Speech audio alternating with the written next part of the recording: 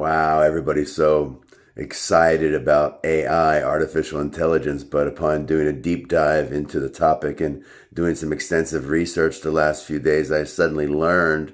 that in reality, there's a lot of gender bias and racial discrimination in AI from facial recognition software and the way it's programmed from European Renaissance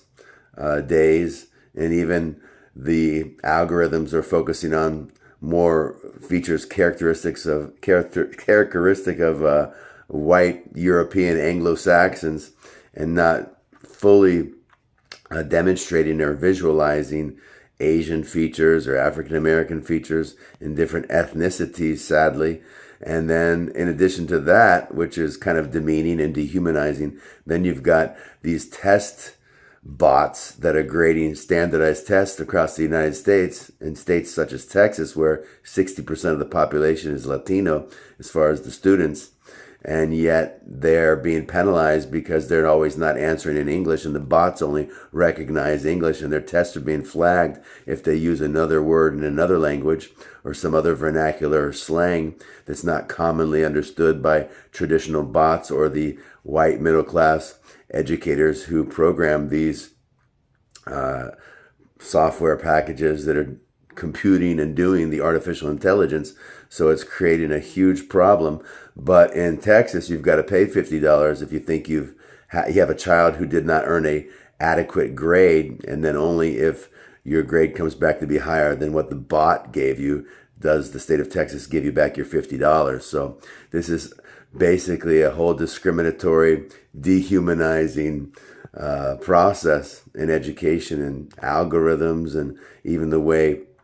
it happened on Instagram with the Facebook whistleblower before they changed the name to Meta when I was living in the San Francisco Bay Area. The Facebook whistleblower revealed, because Facebook owns Instagram and now they're under the umbrella of Meta, but she revealed that the algorithm was shaming women, and intentionally so, because young ladies would spend more time online when they felt inferior or insecure in comparison to other women,